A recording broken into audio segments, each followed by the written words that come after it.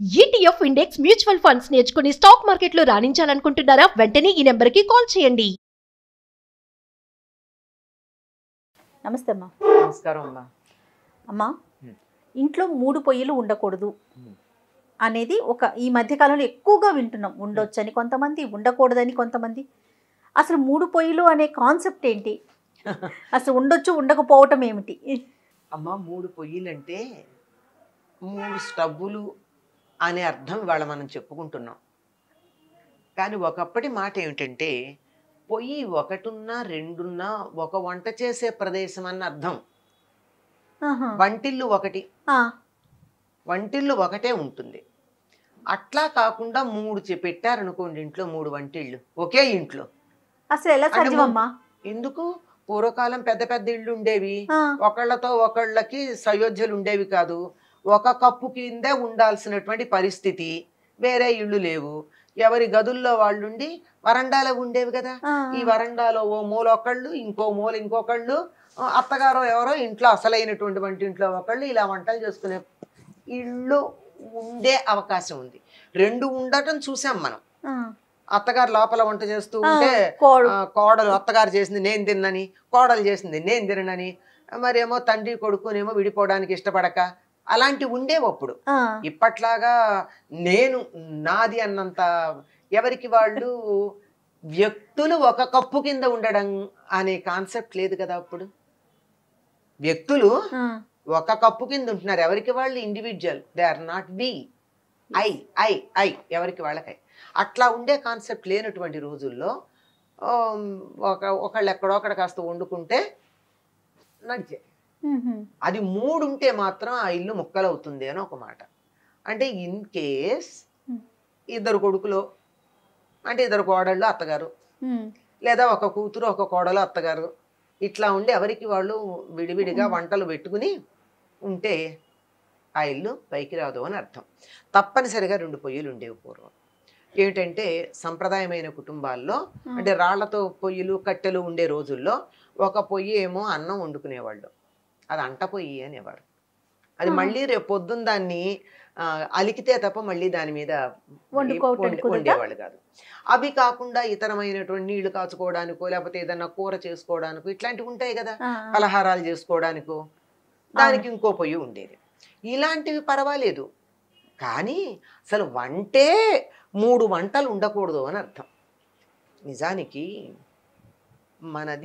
మన సనాతన ధర్మంలో భారతీయులకి ఇది కుటుంబ సంస్కృతి అన్నాం. అవును, కలిసి ఉంటాం. ఈ కుటుంబ సంస్కృతిలో అందరూ కలిసే ఉండాలి. పూజ వంట ఒకటే ఉండాలండి ఇంటికి. పూజ వంట అంటే పూజ గదిలో దేవుడు ఒకళ్ళు పూజ చేస్తారు. ఇంట్లో పెద్దవాళ్ళు ఎవరు ఉంటే, పూర్వకాలం మగవాళ్ళు చేసేవారు పూజ, ఆయన చేసేవాడు ఇంటి యజమాని. ఇంట్లో అందరికీ ఫలితం వస్తుంది ఆయనకి చేస్తే. మొక్కకి తల్లివేరుకి నీళ్లు పోస్తే కాయలకి పళ్ళకి కూడా నీళ్లు అందుతాయి కదా. చిట్ట చివరి కొమ్మ వరకు చిట్ట చివర ఉండేటటువంటి చిగురు దాకా అందుతాయి కదా. అట్లాగే ఈ ఇంటికి పెద్ద ఎవరైతే వాళ్ళు చేసేవాళ్ళు. రాను రాను మనకు ఆ సంస్కృతి పోయింది కదా. ఏదో ఒకటి ఎవరో ఒకళ్ళు ఆడవాళ్లే వంటింటితో పాటు దీపం పెట్టడం, పూజ చేయడం లాంటివి వచ్చేసాయి. అయితే ఒకళ్ళు అలా పూజ చేస్తే మిగిలిన వాళ్ళ గతి ఏమిటి? నాకు కూడా పుణ్యం కావాలి కదా. ఆయన చేస్తే వస్తోంది, లేదు నీకు ఇంకా కొంచెం ప్రయత్నం చేయాలని ఉంటే దండం పెట్టుకో, అన్ని రకాల స్తోత్రాలు చదువుకో. అదే పూజ అయిన తర్వాత అక్కడే కూర్చుని మళ్ళీ కంటిన్యూ చెయ్యి ఆ వ్యక్తి వెళ్ళిన తర్వాత. అంతేగాని ఎవరికి వాళ్ళకి విడి పూజా మందిరం, ఎవరికి వాళ్ళకి విడి పూజ అలా ఉండవు. ఇంటికి ఒకటే పూజా మందిరం, ఒకటే పూజ. అలాగే ఒకటే పూజ అయితే ఎవరికి మళ్ళీ అందరూ చూడండి, ఇంట్లో ఇది 2-3 పూజ చేసినా 4 ఉన్నారు అనుకుందాం. 4 ఉంటే ఏం చేస్తారమ్మా? స్నానం చేసి రాగానే కాస్త ముఖాన బొట్టు పెట్టుకుని దేవుడికి దండం పెట్టుకుని వాళ్ళకు వచ్చిన స్తోత్రాలు చదువుకుంటారా లేదా పిల్లలు? అంతే. ఇంట్లో ఎంతమంది ఉంటే అందరూ అలా చేసుకోవచ్చు. ఎవరికి నచ్చిన జపం వాళ్ళు చేసుకోవచ్చు, ఎవరికి నచ్చినటువంటి స్తోత్రాలు వాళ్ళు చదువుకోవచ్చు, ఎవరికి నచ్చినట్టు వాళ్ళు ధ్యానం చేసుకోవచ్చు. కానీ పూజా మందిరమును ఆ పూజ చేసే వ్యవహారం ఒక్కళ్ళే చేయాలి, ఎవరైనా చేయొచ్చు. అదేవిధంగా భోజనం కూడా, వంటిల్లు కూడా ఒకటే ఉండి అందరూ కలిసి భోజనం చేయాలి.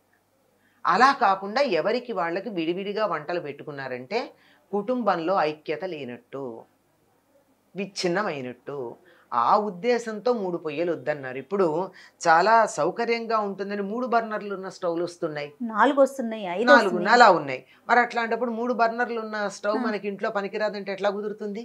3 పొయ్యిలు కుదరవంటే ఎలా ఉంటున్నాయి?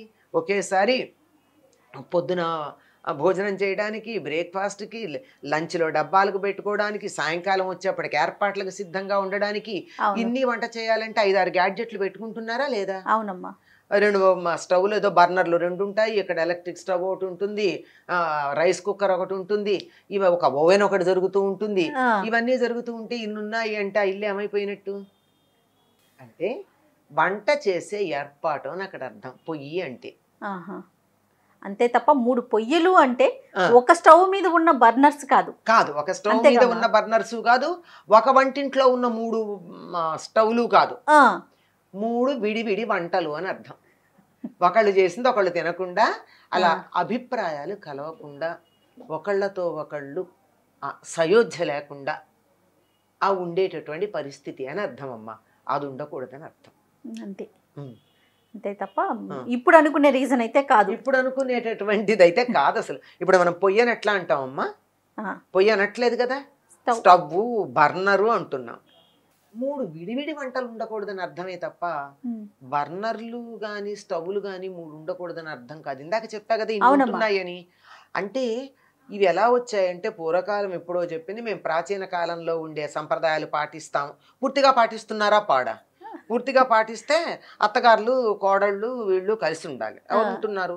అనేక కారణాల వల్ల కలిసి ఉండట్ల పని. అది కూడా వాళ్ళని తప్పు కూడా పట్టే పని లేదు. అవును, కాలానుగుణంగా మారుతుంది. అదే అయిష్టం అని కాకుండా వాళ్ళు పల్లెటూరులో ఉన్నారు, మేము ఉద్యోగానికి ఇక్కడ ఉన్నాం, ఇట్లా వేరే కారణంగా ఉన్నా సరే, ఇలా ఉన్నటువంటి సందర్భంలో ఎవరో ఏదో ఎప్పుడో చెప్పిన ఆ ఆదర్శప్రాయమైన కుటుంబం వాళ్ళు ఉన్న రోజుల్లో చెప్పినటువంటి విషయాన్ని ఇప్పుడు మనం ఈ న్యూక్లియర్ ఫ్యామిలీలు, దూరంగా ఉండడాలు, విడిగా ఉండడాలని వచ్చిన తర్వాత దీన్ని అన్వయం చేయడం ఎట్లా ఉంటుందంటే బట్టతలకిను బోడిగుండుకి ముడిపెట్టినట్టు ఉంటుంది.